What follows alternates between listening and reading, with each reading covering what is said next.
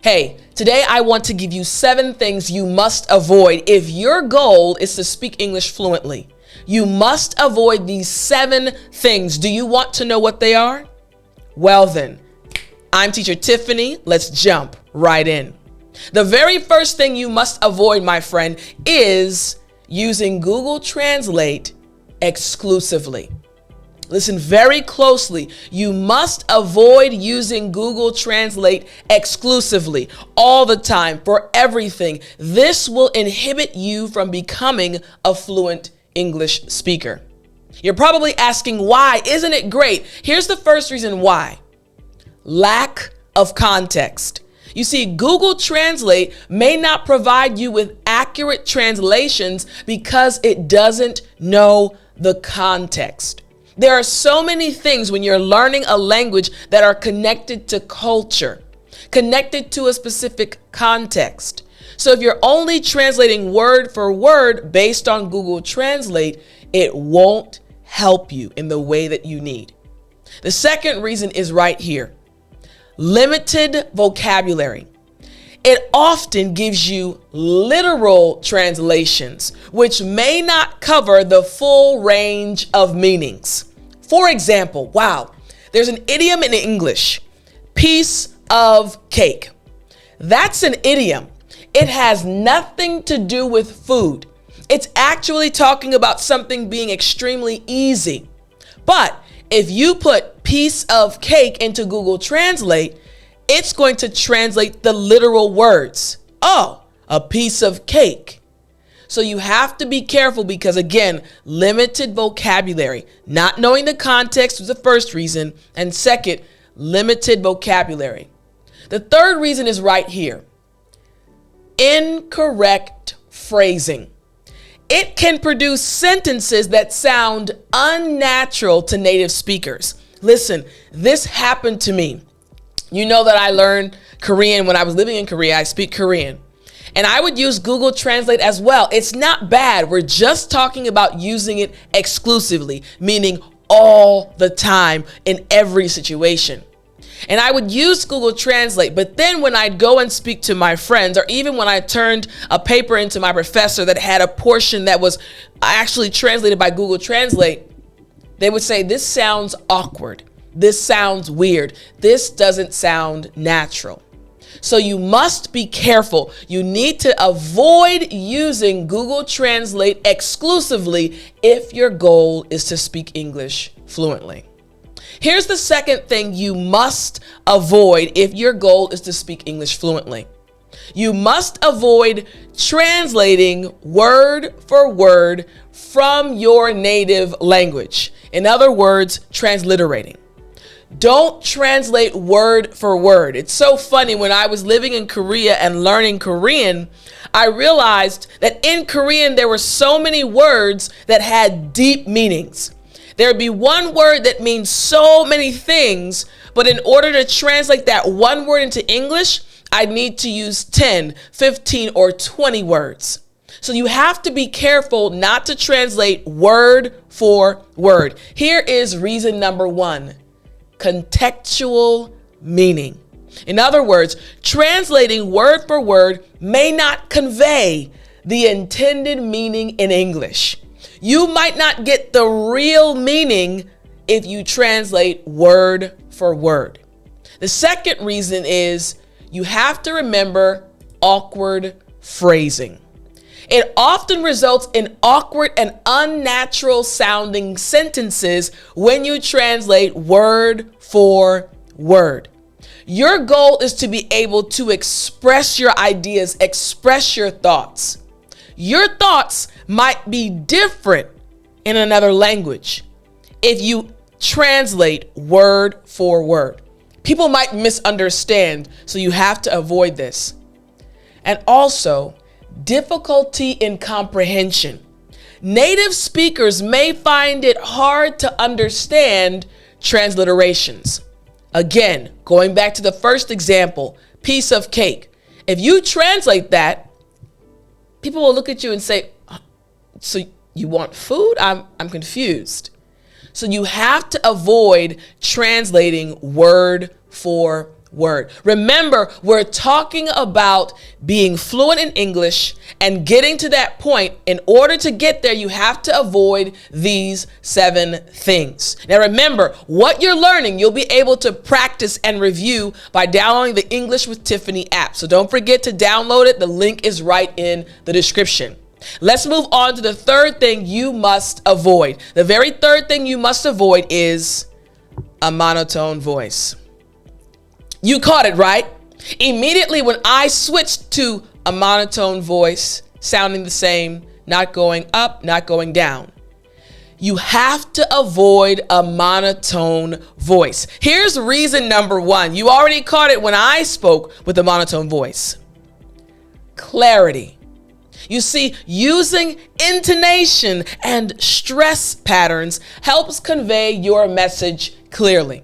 Think about it. You're watching this lesson right now, probably because I'm very expressive. You understand what I'm saying. You like that when something's important, I either get very quiet or I might go higher to show you that, hey, this is something you need to remember. My voice changes in order to convey a certain message. The second reason, engagement. A varied tone keeps your listeners engaged in the conversation. Again, if I were to all of a sudden switch the way that I'm speaking, number 1 is this. Remember, you can't do that. Remember, you would probably leave this video. You'd probably say, this is not interesting. Why? Because when you change your voice pattern, when you change and use inflection, it actually becomes more engaging. And third, a natural sound. Native speakers use intonation to sound more natural. Mimic this for fluency. Remember, I'm telling you 7 things to avoid as an English learner if your goal is to speak English fluently. So again, number 3, avoid a monotone voice. Here we go. Number 4. Number 4 is another good one. You have to avoid the habit of using the same words. I know it's challenging. Trust me, again, I learned Korean and it was hard. Stay till the end because I have a story about that. And man, I understand where you are. But you have to avoid using the same words. Here's the first reason. Expressive range. A varied vocabulary allows you to express ideas more precisely. For example, if someone asks you, how was the food? If the only word you know is good, you'll continue to say the same thing. It was good. It was good. But what you really want to say is, man, it was a little spicy while at the same time being sweet. It had this amazing aroma when I put it to my mouth, so it caused me to... You see how using various vocabulary words causes the person listening to even understand more. So again, expressive range. The second reason is you have to avoid repetition. Using synonyms reduces redundancy in your speech and writing.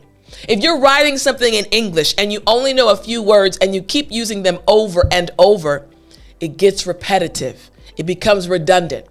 So when you learn synonyms, for example, happy. A few weeks ago, I put on my Instagram channel, on my stories, I put, hey, what's another word that means happy? What's another expression? People put elated, people put excited, they put on cloud 9. Same meaning, but different expressions, different words. The third reason, enhanced communication. A diverse vocabulary makes your language more engaging. So again, you have to avoid the habit of using the same words. Remember, we're trying to help you speak English fluently. Number 5, the 5th thing that you must avoid speaking too quickly. Imagine if all of a sudden I started speaking extremely fast and you couldn't understand what I was saying. Whoa. It would be overwhelming. The same is true for you.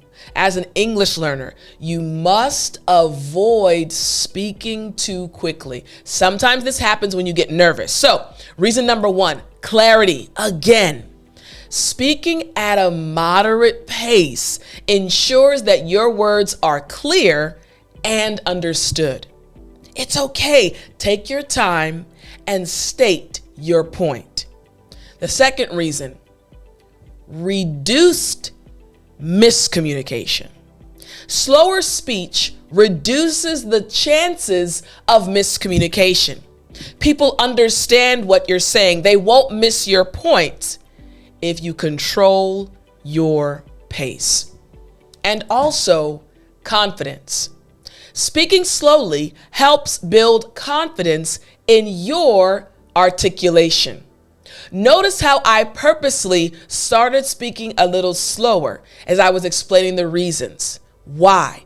Because I needed you to see and understand the power of controlling your pace and how the person listening to you will follow along easily. So again, number 5, avoid speaking too quickly. Number 6, the 6th thing that you must avoid, my friend, is avoid memorizing without context. Again, avoid memorizing without context. You don't just want to memorize expressions or words and not know when to use them and not know the proper situations where they can be used effectively. Here's reason number 1. Meaningful usage. Memorizing in context ensures you understand how and when to use words or phrases. Make sure you're always learning things in context. Hey, this word right here, when can I use it? Think of situations in your own life when this word can be used. Second, this is the second reason. Retention. Contextual learning aids in the long-term retention of vocabulary. Your brain creates certain triggers, certain connections when you learn in context.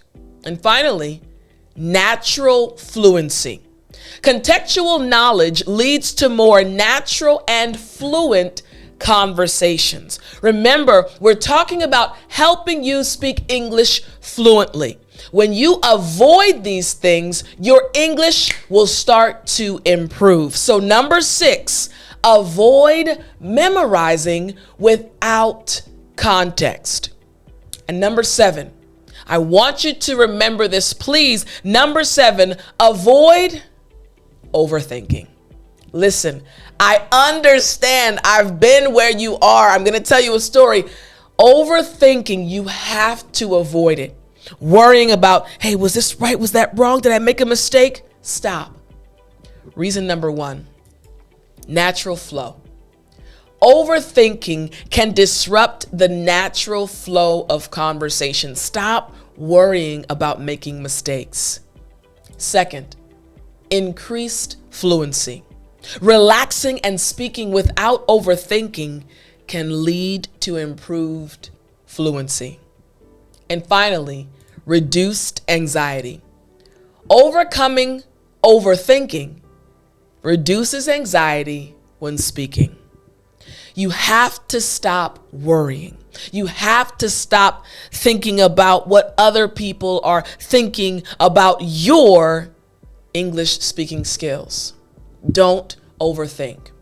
I hope these 7 things will help you along your English journey. I'll talk to you in the next lesson.